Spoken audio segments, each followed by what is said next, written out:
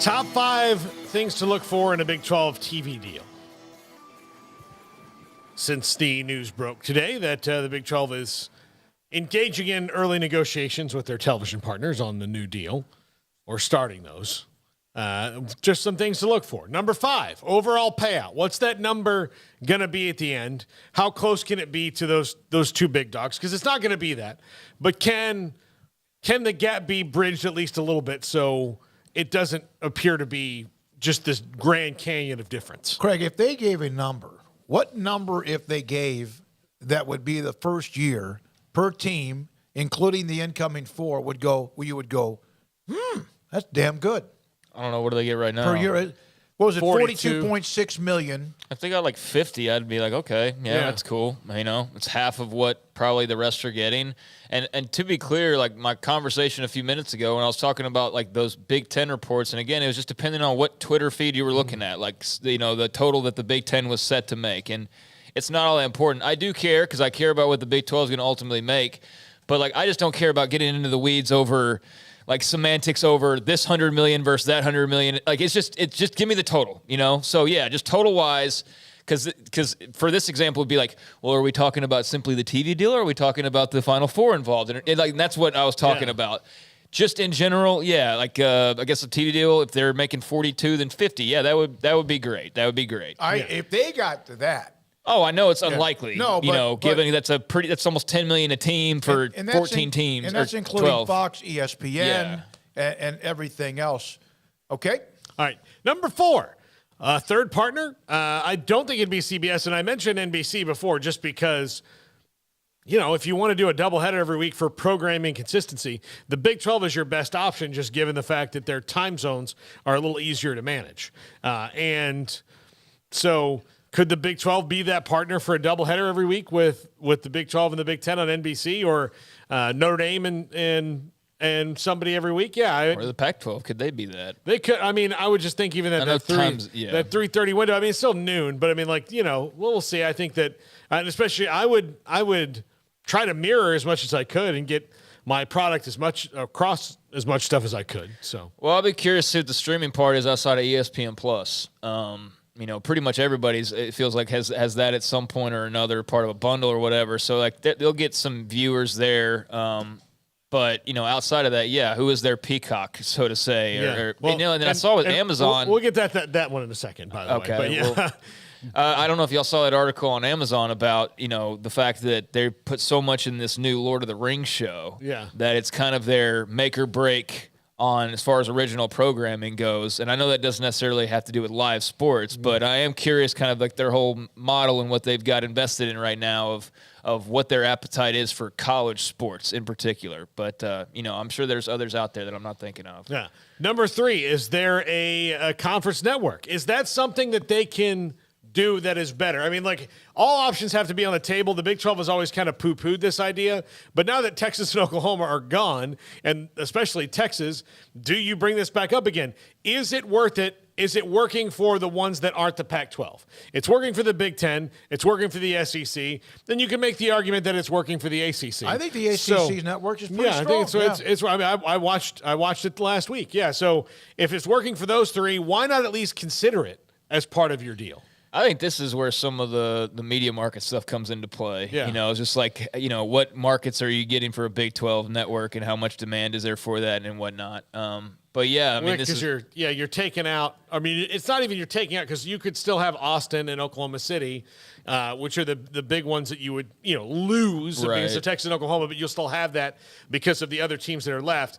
But I think maybe to your point, I don't want to put words in your mouth, but is Ames really getting the cable providers excited? You know what, though? I would think that something like this would go over very well. Now, would it be hundreds and no, but I would think that in places like Ames, Lubbock, Manhattan. Right, but like how much does that give you ultimately? Like those markets all added up. Could you reach more people with that than you have with ESPN Plus? Could it be easier, more accessible, where you could make more? I don't know. I don't know the options with it. All I know is I'm not going out of my way to go purchase the Big 12 network until I see something that's pretty good. And, like, are you going to be able to just throw it on everybody's cable bill like the Longhorn Network did, or like the Big 10 network in some places. Like, well, that would be my question, because that's where the size comes into play and the demand for it is there was, a way to pitch why the Longhorn Network was placed on everybody's cable, whether they liked it or not, or why the Big Ten Network has the homes that they do. But yeah, how many homes, how much demand,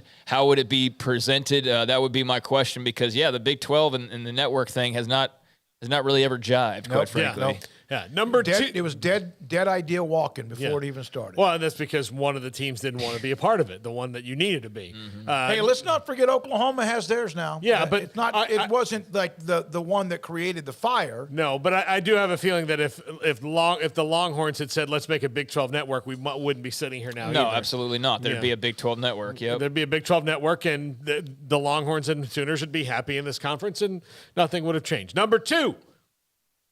Streaming component. Who's out there, like you said, Craig? Is there something that's different than ESPN Plus? Does ESPN Plus do something maybe special for them? Part of the thing about Peacock is that Notre Dame and the Big Ten will stand out on that, as where I do think a little bit with the ESPN Plus and the Big 12, things kind of get lost in the wash because it's just so much. I mean, it's like right next to the link for Baylor, Texas Tech is right next to Hofstra Wofford. It's like it's kind of a hard site to navigate sometimes. And like I was trying to find Dave Aranda's press conference 2 days ago, and I couldn't locate it because it was the wrong ESPN Plus specific link. And it was just kind of confusing.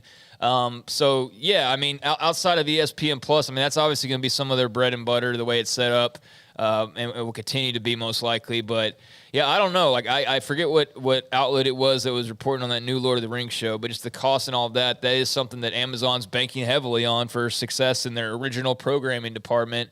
They've obviously dabbled with sports, but with the Big 12 still feeling like, as much as it's spreading nationally, it's still very regional in feel. And I know that's the appeal of college sports, but you could pitch me on the Amazon potentially having interest in West Coast Pac schools if there was, especially still some LA school representation. I have a harder time seeing the big brains at Amazon going like, we really want this and middle part of the country, Yeah. Where are they? And the Amazon execs, the people who are making that decision, where did they go to school? Like, what are they excited about? Yeah. A lot of them went to Stanford, right? Yeah. A lot, like, they're in Silicon Valley. Like, that's what they're kind of, lean. I'll use the example, Smokey. You remember ESPN when they first started, like there was a crap load of hockey on, and even they even kind of, when that first wave of people were still in charge, they had after hockey kind of waned in popularity, it was still on a lot because I don't remember hockey as much as I do Australian rules football. But even like until that big lockout, there was still a big push at ESPN to maintain all this hockey content when it had at that time kind of dropped a little bit. Yeah. And it was because the people that were in charge of ESPN are hockey fans. Most of ESPN's programming was sports centers, a lot of them throughout the day, and sometimes you almost got them mixed up. But, Yeah. And number one, room for expansion. Like, do they have escalators in there for whatever may happen? Is that similar to the Big Ten contract? I think it'd be smart to do so. Yeah. So I would think, I'm sure the Pac-12 contract will probably have that in there as well, because one would think they would have to, if the Big Ten, especially if the Big Ten does come coming for a couple of their schools, then they're going to have to. And the Big 12, has never been kind of shy, even going back to last year, about saying that 12 isn't the final number. It just depends on what is available and when. Yeah, but there's not going to be any specific contract escalator for any of those schools listed right there. Anybody potentially coming. That's a Notre Dame only kind of a thing. That's what, which was it, Bob or Pat that pointed out that was very much a specific Notre Dame escalator. But I mean, they appear to have room. They've welcomed in the idea. They've certainly done the complete opposite of trying to stamp out speculation about expansion, going back to just Mac Rhodes' comments yesterday and then everything unfolding today, basically. He predicted it. We just didn't know what he was predicting until we saw the news today of the Big 12, being calculated and aggressive as far as releasing that information, or whoever released that information about their TV negotiations starting early. But yeah, I think there's room. I'm just very curious it's very easy for us to, say, oh, well, the 4 Pac-12 schools, those make sense. But is there somebody in that room going, well, I like 3 of those, but I don't know. I feel like San Diego State has higher upside than Colorado. Or is there some school that, Boise, or is there like some thought about the future and how that might change? Or is it just simply the four that seem like they would be the easiest bets and the best bets to move?